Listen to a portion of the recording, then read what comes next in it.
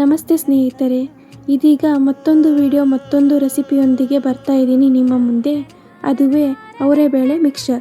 ಅವರೆಬೇಳೆ ಹೇಗೆ ಮಾಡುವುದು ಎಂದರೆ, ಅವರೆಕಾಳನ್ನು ಒಂದು ರಾತ್ರಿ ಇಡೀ ನೆನೆಸಿಟ್ಕೋಬೇಕು.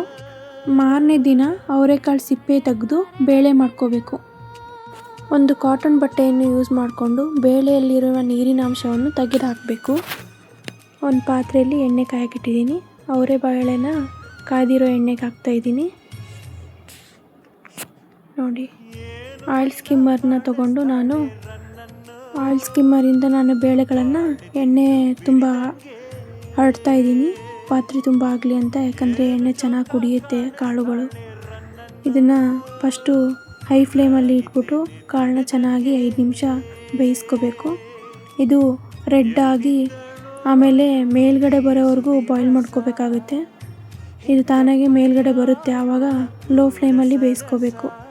5 ನಿಮಿಷ ಮಾತ್ರ ಹೈ ಫ್ಲೇಮಲ್ಲಿ ಇಟ್ಕೊಂಡು ಬೇಯಿಸ್ಕೊಂಡ್ರೆ ಸಾಕು.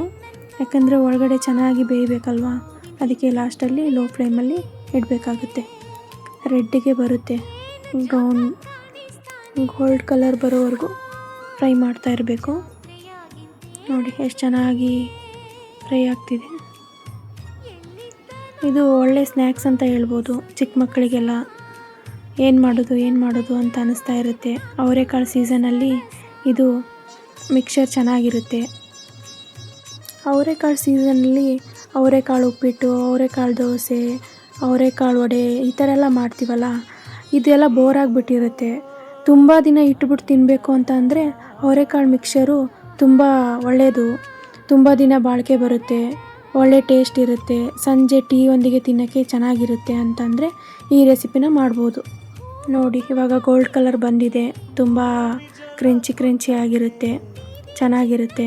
ತೆಗಿತಾ ಇದ್ದೀನಿ ನಾನು. ಇದಕ್ಕೆ ಇಬ್ಬರು ಸಹಾಯಕರು ಬೇಕೇ ಬೇಕು, ಒಬ್ಬರೇ ಮಾಡಲಿಕ್ಕಾಗಲ್ಲ ಇದು. ನಂತರ ನಾನು ಇವಾಗ ಶೇಂಗಾ ಕಾಳನ್ನು ಹಾಕೋತಾ ಇದ್ದೀನಿ ಬಾಣಲಿಲಿ.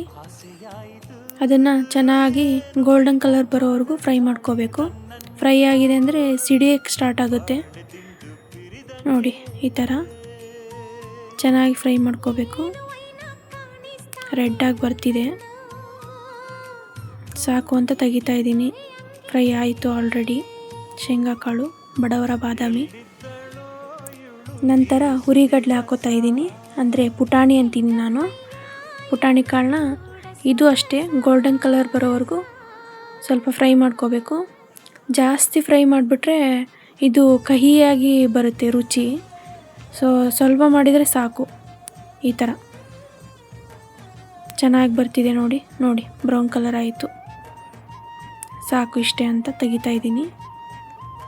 ಒಂದು ಪಾತ್ರೆಗೆ ಹಾಕೋತೀನಿ. ಇವಾಗ ಸೈಡಲ್ಲಿ ತಕ್ಕೊಂಡು ಚೆನ್ನಾಗಿ ಎಣ್ಣೆ ಬಸಿತಾ ಇದ್ದೀನಿ. ಎಣ್ಣೆ ತುಂಬ ಹಿಡ್ದೋರುತ್ತೆ. ತಗೊಂಡೆ. ನಂತರ ಅವಲಕ್ಕಿ, ಗಟ್ಟಿ ಅವಲಕ್ಕಿ ಹಾಕ್ತಾಯಿದ್ದೀನಿ.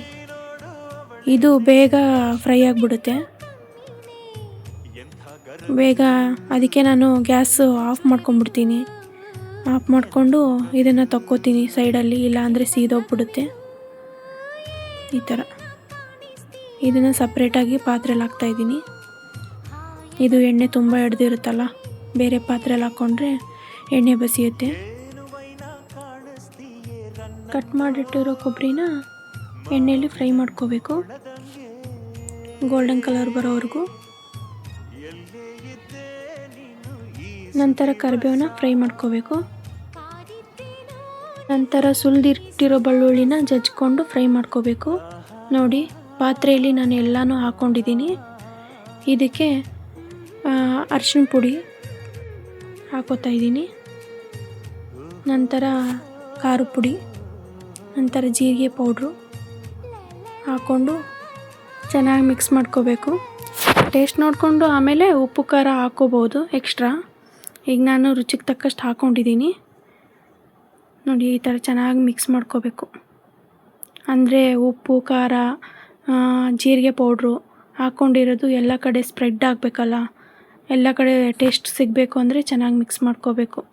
ಅದು ಎಣ್ಣೆಯಿಂದ ತೆಗೆದ ತಕ್ಷಣವೇ ಹಾಕಬೇಕು, ಗ್ಯಾಪ್ ಕೊಡಬಾರ್ದು. ಅಂದರೆ ಆರಲಿ ಅಂತ ಮಿಕ್ಸ್ಚರ್ ಆರೋವರೆಗೂ ಬಿಡಬಾರ್ದು. ಧನ್ಯವಾದಗಳು ಸ್ನೇಹಿತರೆ.